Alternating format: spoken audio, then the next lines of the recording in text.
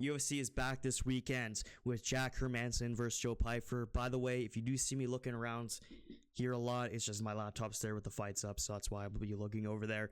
Last thing I do want to say before I start this video is that I will be live streaming this main card only, just because I get off work at 4 p.m. Pacific, and that's when the main card starts. So I'll be here live streaming if any of you want to join. First fight we're going to be talking about here, first fight, main card opener, Rodolfo Vieira versus Armen Petrosyan. I'm going with Armen Petrosyan to win this fight. Armen Petrosyan is a little awkward style fighter, and I see that Rodolfo Vieira is only won by submission in the UFC, so I don't know. Armen Petrosyan is just weird. Like, he has weird kind of striking. I could see him clipping Rodolfo Vieira a lot. Rodolfo Vieira also got knocked down by Cody Brundage, who Cody Brundage is ass. So I just think this fight's gonna be pretty boring. I'm not really totally excited for this fight, I'm not gonna lie. But I'm just gonna go with Armen Petrosyan by decision. That's all really I'm gonna say about this fight, because I'm not that hyped about it. So next up is Michael Johnson versus Darius Flowers. I'm gonna go with Michael Johnson to get this fight and win by knockout. Michael Johnson's such an awkward fighter, and he's so hard to predict because, like, he can beat these massively amazing opponents and then lose to the bottom feeder trash. But I'm going to go with Michael Johnson by knockout.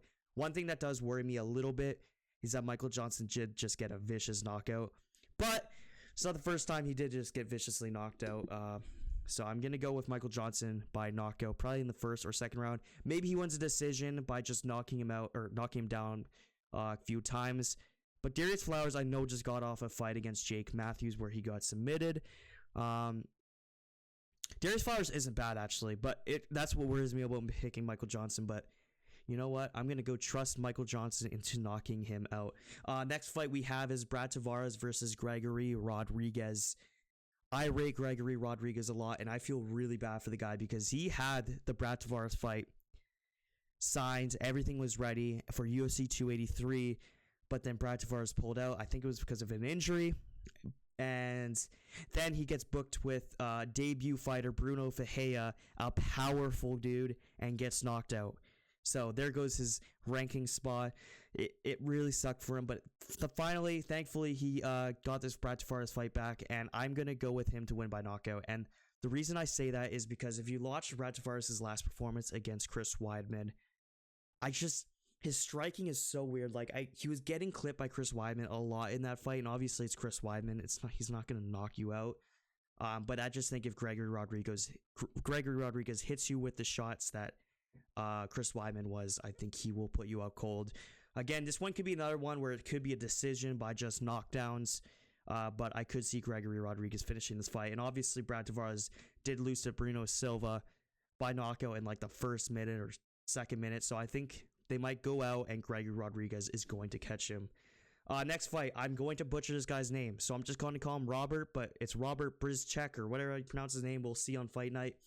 Robert is doing his debut at middleweight. He was supposed to fight Albert Duraev, but now he's fighting Ihor Potieria. Ihor Potieria was at light heavyweight. So that kind of worries me for Ihor Potieria because now he's going to be fighting at middleweight on short notice, so I don't know how he's going to be prepared for that weight cut.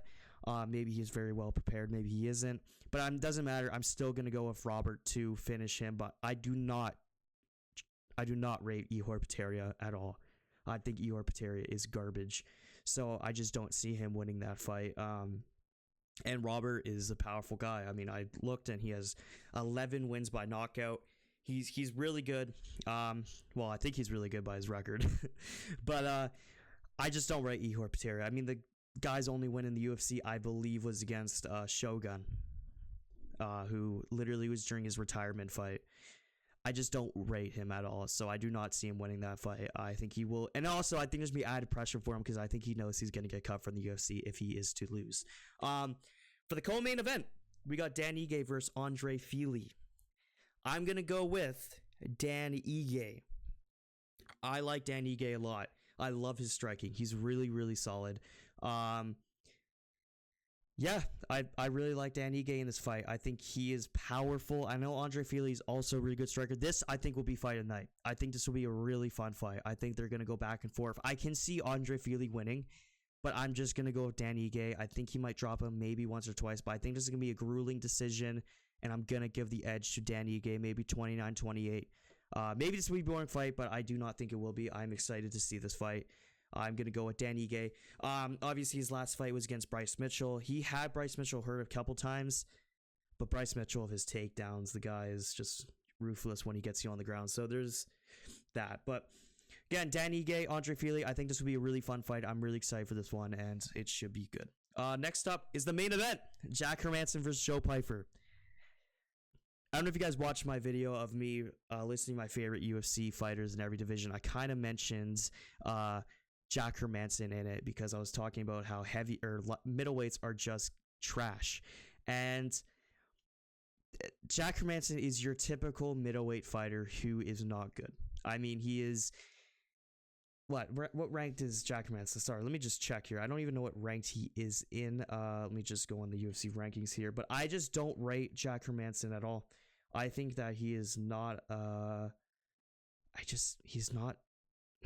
He's not powerful. Like, Joe Pyfer is a massive middleweight. This is a horrible matchup for him. I'm surprised he took this fight. I mean, this is a garbage matchup for him. Yeah, Jack Hermansson is number 10, which actually I thought he was lower than that.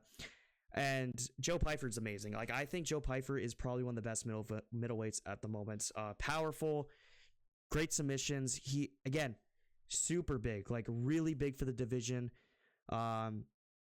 He's young. He's 27 years old. Jack Hermansson is 35. Yeah, I do not see Jack Hermansson winning this fight. I do not see it at all, unless he somehow catches him, which he won't because he has no power. I think this is probably the easiest fight to predict ever because, again, Joe Pyfer, up-and-coming guy, massive middleweight, powerful, good striking, good wrestling.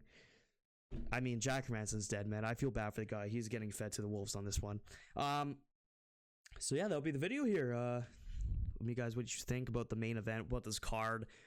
This card isn't horrible. I mean, if you look at the prelims, the reason why I'm not doing the prelims is because I'm not going to be able to watch them, so it's just like I don't really care, but...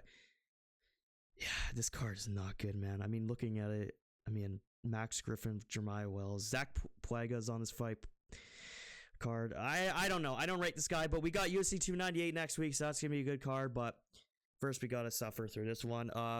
Yeah, I'm going to go with Joe Pyfer to win the main event. That'll be it for the video. Goodbye.